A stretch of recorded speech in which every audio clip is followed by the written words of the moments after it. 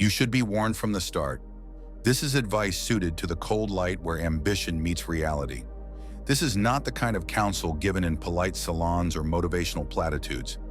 It is advice that looks at the world and sees not what it wishes to be, but what it is: a contest of power, preference, perception, and consequence. I hesitate to give it because it strips away the soft illusions we tell ourselves to sleep easier at night. Yet here we are, because you asked for it, because curiosity pulled you to the edge and asked you to look. Consider this a warning, a manual, and a mirror, all three at once. Imagine power as a living thing, hungry, patient, and blind. It does not love virtue for its own sake. It admires whatever succeeds. It rewards whoever understands its language. The silence that follows a decisive move, the calculation hidden behind kindness, the way a practiced smile becomes an instrument. To speak plainly, the world will not hand you influence because you are righteous. It will give it to the cunning, the prepared, and the resolute. Those truths sting. They also free you. This is a guide not to trickery for trickery's sake, but to clarity. The first thing Machiavelli taught was that the ruler who sees the world as it is, rather than as he wishes it to be, will last longer and rule better. Replace ruler with any title you hold in life: manager, partner, creator, parent, politician, entrepreneur, and the principle remains. To prepare for what comes, you must unlearn comforting fictions. You must train yourself to read human nature the way an experienced sailor reads weather, not to hope, but to predict. Power is a currency. It circulates.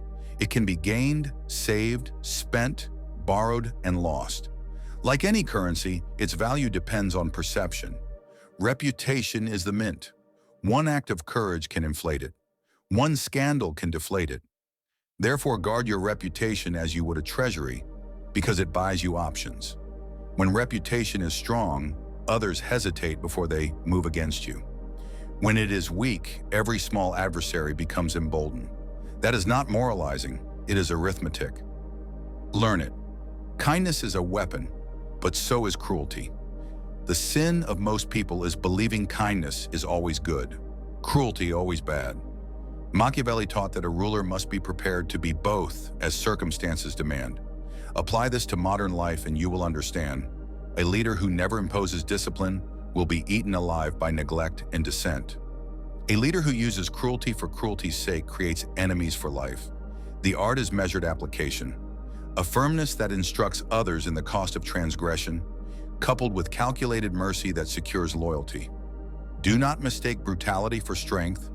Do not mistake softness for virtue. Strength is the skill of knowing when to be which.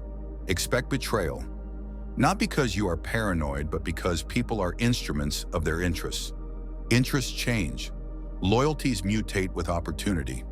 The sooner you internalize that people are conditional allies, the less surprise you will feel when the knife appears. Prepare for betrayal the same way civilized people prepare for storms. Insurance, contingency plans, exits. A wise person builds redundancy into their alliances. Don't be shocked if a friend deserts you. Be shocked if a friend doesn't have reasons to. Make arrangements so a single betrayal cannot topple you. Diversify credit, knowledge, and support. Another uncomfortable truth: morality is local. What looks noble in one courtyard looks foolish in another. When you impose your moral map on others, you are likely to be misunderstood, mocked, or outmaneuvered. Your ethics are personal compass, not universal road signs. Use them, but don't expect the world to adopt them in the moment you wish. Influence comes from bargaining, not sermonizing. If your aim is to change the world, start by changing the incentives of those who hold its levers. Deception is not inherently evil. It is a technique. Medicine can heal or poison, depending on dosage. Strategic misinformation can prevent wider harm or create unnecessary suffering. The practical truth is that when stakes are high, transparency can be weaponized against you. There is a boundary. The moment deception serves no higher purpose and only perpetuates harm, it becomes a crime of character. But do not be naive. Full disclosure in a contest can be surrender disguised as virtue. Learn levels of truth. Speak enough to shape perception, but never so much that you give your adversaries tools. Appearances matter more than you think. The world reacts to the surface because the surface is how choices are made quickly. A confident stride, a composed answer, a well-timed pause. These are small investments with outsized returns. People cannot always evaluate substance under pressure. They evaluate cues. If you can consistently present competence, you will often be granted the chance to prove it. If you let fear or hesitation shape your exterior, your opportunities will shrink. Learn theater, not to pretend, but to manage the reception of your reality. Timing is a craft. Move too early and you squander advantage. Move too late and you concede it. The patient actor who waits until the moment an opponent shows weakness will extract the most. There is an economy to action. When most expect movement, delay. When most expect delay, move. Reading tempo requires listening more than speaking, watching more than acting. Do not confuse motion for progress. Big gestures often mask small thinking. The subtle action, when correctly timed, breaks the back of resistance. Control the narrative. Whoever frames the story gets to shape choices. In every conflict, there is a version that favors you and one that doesn't. Your job is not to invent lies, but to carve the clearest, most persuasive version of events. Use facts, yes, but also structure them into a story that resonates. Facts prove things, narratives move people. If you are silent while others narrate you, you forfeit the high ground. Speak not to shout, but to locate the truth in terms the world will accept. Remember, people decide first in story, then in detail. Know your enemies, intimately. Not only their public face, but their fears, their habits, their thresholds. When you know what a person values and what they dread, you know how to negotiate. But do not turn knowledge into cruelty. Use it instead as leverage to find solutions that satisfy interest without unnecessary damage. A negotiation is not a duel to death, but a calculation where both sides can walk away better than before. Yet always aim to be the party that can walk away and still win. That is leverage, and leverage is safety. Invest in ambiguity. Certainty can be used against you. The person who reveals every intention gives their opponent a roadmap. Retain private lines and leave your rivals guessing about your next step. This isn't cowardice, it is strategic opacity. The most durable leaders are those whose motives and plans are not easily reduced to a single exploitable pattern. If people cannot forecast your moves, they cannot prepare fully. Unpredictability is a hedge against coordinated attack. Be ruthless with your time. Time is the capital of influence. Who controls the agenda controls outcomes. If you are constantly reacting, you are dead to your own strategy. Learn to run meetings, conversations, and relationships with purpose. Say less, ask more, and reserve energy for what scales. The casual habits of indecision and distraction are silent thieves of progress. Make your calendar sacred. People sense it when you guard time. They treat you differently when your time is scarce. Cultivate scarcity in your presence. Abundance of availability cheapens value. The person who is always at others' disposal is treated as an amenity, not a necessity. This does not mean becoming aloof for its own sake. It means disciplining access so that when you appear, your presence signals consequence. When you must be consulted, be decisive. When you must be absent, be missed. Learn the art of reconciliation. Enemies alone are liabilities. Former enemies turned allies are your greatest assets. The ruler who can convert a foe into a partner expands their resources exponentially. Do it strategically. Offer them dignity, a role, and a path to gain from cooperation. When you incorporate those who once opposed you, you consolidate power and silence a potential threat. However, do it on terms that preserve your core interests. A reconciled enemy who still holds the leverage is worse than before. Never confuse movement for victory. The temptation to act, to issue statements, threaten, or counterattack is enormous. But every action has reaction, cost, and consequence. Evaluate moves by the map of outcomes, not by the heat of conviction. Sometimes the strongest act is silence. Sometimes it's a small surgical operation. The world rewards the person who chooses the right tool, not the loudest tool. Befriend truth-tellers, but reward those who are loyal. A flatterer tells you what you want to hear. A truth teller tells you what you need to hear. Keep both and let them serve different functions. But understand that truth tellers often cost you comfort. Reward them not because they make you feel better, but because they save you from catastrophe. Loyalty, however, must be paid in predictable currency, trust and role. Reward it openly and punishingly remove corrosive forces. Design your enemies' incentives to be your friends. If a rival's best move is to cooperate with you, you have won without a battle. Influence is often built by aligning interests so that self-interest and your plans coincide. This is a superior mode of power. You create structures where the rational choice is to stay with you. Don't be ideological when you can be practical. Ideology is a map that refuses to change as territory shifts. Practicality is the ability to correct the map. When your choice is between being right and being effective, pick effective. You can be moral and practical too, but insist that moral choices actually produce moral outcomes. Noble rhetoric that produces no change is vanity, and vanity is the most expensive luxury of all. Know when to cut losses. A failing project devours resources and morale. Pride prolongs failure. There is honor in a tactical withdrawal. Machiavelli didn't romanticize stubbornness.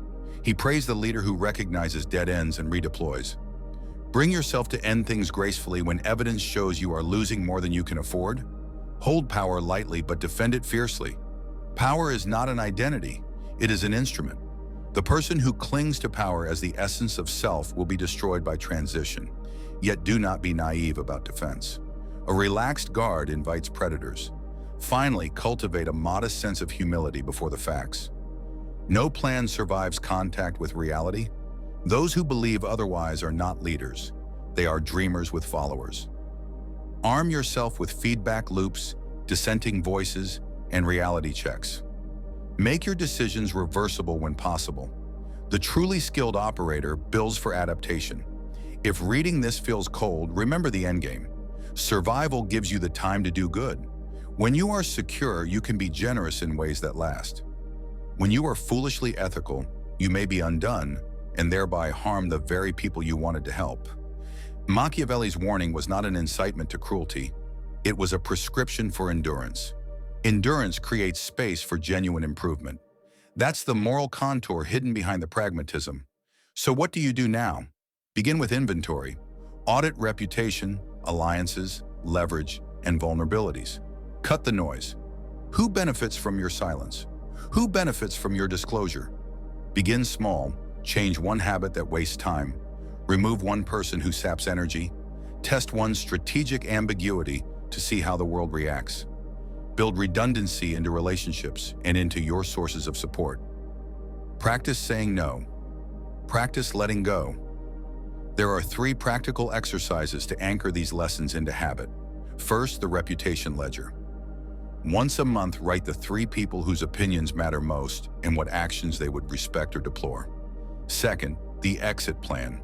For any major relationship, project, or deal you currently rely on, draft a backup that allows you to walk away with dignity. Third, the narrative brief. Before any important conversation, write a 1-paragraph story that frames the outcome you want, not just facts, but the moral and practical arc that will make people sign up. Use these rituals until they become muscle. A last note, do not romanticize ruthlessness. The truly powerful seldom advertise the cost they paid. They move with clarity and reserve, not bluster. If you learn these things, you must also learn restraint. Power without restraint becomes tyranny. Restraint without power becomes impotence. The art is to balance them so that your choices protect what matters and open what could be better. This was a warning and a roadmap. I shouldn't have taught you everything you read here. Perhaps the world would be kinder if people left some knowledge to mystery. But knowledge once requested is like water. It flows. Use it thoughtfully. Use it to secure the ground where your projects grow. Use it to protect those you love. Use it to build institutions that outlast personalities. And never forget, the measure of success is not merely what you take, but what you leave standing for the next people to steward. If you walk away with one line, let it be this: see the world clearly, act deliberately, and refuse to be punished by your own illusions. Machiavelli wrote to prepare rulers for a dangerous world. Consider yourself prepared. You think you understand the warning, but let me take you further down the road where illusions crumble, where the masks fall away, and where power is not a game of chance, but a system of deliberate architecture. The first truths I gave you were the foundation. Now comes the structure, the higher ground from which you can see why most people are ruled and only a few ever rule. If the first part unsettled you, this one will strip away what remains of your comfort. Because the true warning of Machiavelli is not simply that men are selfish or power is brutal, it is that most people are content to live in chains so long as the chains are decorated with the illusion of choice. To master this world, you must first accept that fact without bitterness. Look around you. Nations rise and fall not because truth prevails, but because narratives dominate. People do not demand freedom, they demand security. They do not worship honesty, they worship stability. This is why the rulers of history could betray promises, break laws, and yet be adored, because they gave their people the illusion that tomorrow would not collapse. Machiavelli whispered this truth into the ear of princes. It is not necessary to be loved, but it is essential not to be despised. Understand that formula, and you will hold more sway than the idealists who scream about justice, yet have no soldiers to enforce it. The mistake of most men is believing loyalty is permanent. It is not. Loyalty is leased, not owned. It is rented through benefits, fear, admiration, or utility. The moment you stop providing one of these, the lease expires. A Machiavellian mind does not curse this reality. It uses it. You maintain loyalty by making yourself indispensable, by giving rewards that seem too costly to lose, by instilling just enough respect to make betrayal feel like suicide. Do not delude yourself with ideas of eternal bonds. Even blood can betray when hunger bites. Secure loyalty as you would secure a fortress, with walls, incentives, and watchful guards. And yet, the clever leader never relies on loyalty alone. He builds systems so that even betrayal cannot topple him. Redundancy is wisdom. Divide responsibilities so no single betrayal destroys the whole. Keep your rivals busy fighting among themselves while you extend your quiet advantage. Let them believe they hold power when in fact they are caged by the roles you've assigned. That is the silent genius of Machiavelli's warning. It is not the sword that rules, but the architecture of influence. Do not imagine morality protects you. Morality is a flag. It waves wherever the wind blows. What is called justice today was called heresy yesterday and may be called progress tomorrow. To chain yourself to a single moral definition is to hand your enemies a weapon. But the wise operator uses morality the way a merchant uses currency, to buy support when it is useful, to withdraw it when it is costly. You may live by your own code, but never forget that codes shift in the eyes of the crowd. You must play both games, the private compass and the public theater. Fail in this balance and you will be crucified by the same people who once called you savior. Let us speak of appearances. Do not underestimate the power of illusion. Most people do not see reality. They see symbols, gestures, and surface. Appear confident and they will imagine competence. Appear merciful and they will invent virtues in you. Appear ruthless and they will fear your shadow more than your hand. Reality matters, yes, but appearance directs reality. A man with substance but no appearance is ignored. A man with appearance but no substance may rise, but he will eventually collapse. The art is synthesis. Make your reality strong and make your appearance stronger still. That way, even your weaknesses will be interpreted as strategy. Now, about fear and love. You were told it is better to be feared than loved. But the true lesson is this: it is best to be feared in such a way that fear turns into respect, and to be loved in such a way that love turns into obligation. Fear without respect breeds rebellion. Love without obligation breeds complacency. But when you command respect, your fear is tolerable. When you inspire obligation, your love is binding. This is the narrow road where enduring power lies. Never forget the economy of punishment. A weak leader punishes often, and in doing so becomes predictable and despised. A strong leader punishes rarely, but when he does, the punishment is so decisive that it echoes like thunder. One act of calculated cruelty, applied publicly and swiftly, prevents 100 smaller disobediences.